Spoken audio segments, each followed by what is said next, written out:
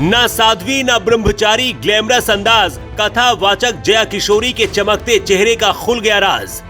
माँ बाप ने नाम रखा था जया, फिर नाम में कैसे जुड़ा किशोरी? घर वाले क्यों बुलाते जग्गू और वसूली भाई? चेहरे पर ऐसा क्या लगाएं कि जया किशोरी जैसा सुंदर हो जाएं? खुद जया किशोरी से सुन लीजिए। वैसे तो जया किशोरी कथावाचक और मोटिवेशनल स्पीकर है, लेकिन उनकी सुंदरता की चर्चा भी होती है। आखिर जया किशोरी अपने चेहरे पर ऐसा क्या लगाती हैं कि उनके चेहरे पर इतनी ज्यादा लाइट होती है? जया किशोरी कई बार ये बात कह चुकी हैं कि वो ना तो साध्वी हैं और ना ही ब्रह्मचारी हैं, बल्कि वो भी गृहस्थ जीवन से जुड़ी हैं और शादी भी करेंगी। जया किशोरी का जन्म 13 अप्रैल 1995 को राजस्थान के सुजानगढ़ में हुआ। जया किशोरी के परिवार में उनके पिता शिवशंकर वर्मा और मां सोनिया शर्मा के अलावा उनकी छोटी बहन चेतना शर्मा है। जया किशोरी एक ब्राह्मण परिवार से हैं और यही कारण है कि उन्होंने बचपन से ही भजन पाठ करना शुरू कर दिया था। जया कई इंटरव्यू में बता चुकी हैं कि उनके दादा दादी ने उन्हें भजन गाना सिखाया था। उनकी वेबसाइट पर भी इस बात की जानकारी है कि महज 7 साल की उम्र से उनका झुकाव आध्यात्म की दुनिया की ओर हो गया था। जया किशोरी ने 9 साल की उम्र में संस्कृत में लिंगाष्टकम, शिव तांडव स्तोत्रम, रामाष्टकम जैसे तमाम स्रोत याद कर लिए थे। इन्हें गाना भी शुरू कर दिया था। जया के गुरु गोविंद राम मिश्र थे, उन्होंने ही उन्हें किशोरी जी की उपाधि दी, जिसके बाद जया शर्मा से नाम जया किशोरी पड़ गया।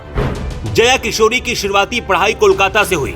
उसके बाद एक तरफ कथा वाचन और दूसरी तरफ पढ़ाई भी करती रही। जया किशोरी ने ओपन स्कूलिंग से बीकॉम की पढ़ाई भी पूरी की। 12वीं की पढ़ाई के दौरान ही श्रीमद् भागवत कथा को याद कर लिया था। उस दौरान ही जया किशोरी की कथा सुनने के लिए हजारों लोगों की भीड़ इकट्ठा होने लगी थी और जया किशोरी अपनी जगह लोगों के दिलों में लगातार बनाती चली गई। देश के बड़े बड़े कथावाचकों में शुमार जया किशोरी मीडिया रिपोर्ट्स के अनुसार किसी भी कथा के लिए 10 लाख रुपए तक की फीस लेती हैं। जया किशोरी ने एक इंटरव्यू में बताया था कि वो आईफोन यूज करती हैं और हमेशा उन्हें लेटेस्ट मॉडल चाहिए होता है। इसके साथ ही जया किशोरी ने अपनी जिंदगी का एक और बहुत बड़ा राज बताया है। वो राज ये है कि जया किशोरी को घर में कोई जग्गू बुलाता है तो कोई जग्गा डाकू और कोई वसूली भाई कहकर बुलाता है। इसकी वजह है कि जया किशोरी को गोलमाल फिल्म का वसूली भाई वाला कैरेक्टर बहुत पसंद है।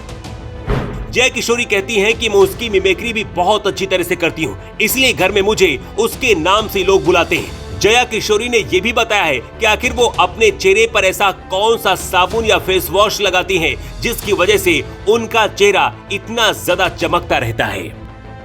जया किशोरी का कहना है कि मैं अपने चेहरे पर दही और बेसन का मिक्सचर लगाती हूँ। ये भी मैंने अपने घर से ही सीखा है और वही करती आ रही हूँ। जया किशोरी का कहना है कि मुझे ये लगता है कि जब आप अंदर से बहुत खुश होते हैं तो आपके चेहरे पर वो चमक आती है। अभी मुझे जब अधिक कॉम्प्लीमेंट मिलने लगे हैं तो मुझे लगने लगा है कि मैं शायद ज्यादा खुश रहती हूँ। हमारे शास्त्र भी यही कहते हैं कि जब आप अंदर से बहुत ज्यादा पवित्र और धर्माचरण वाले कर्म करते हैं तो आपके अंदर दिव्य रोशनी प्रकट होती है और वही आपके चेहरे पर भी दिखती है। इसलिए जब आप अपने आप से खुश होते हैं और आचरण भी अच्छे करते हैं तो आपके चेहरे पर भी वो चमक जरूर दिखती है।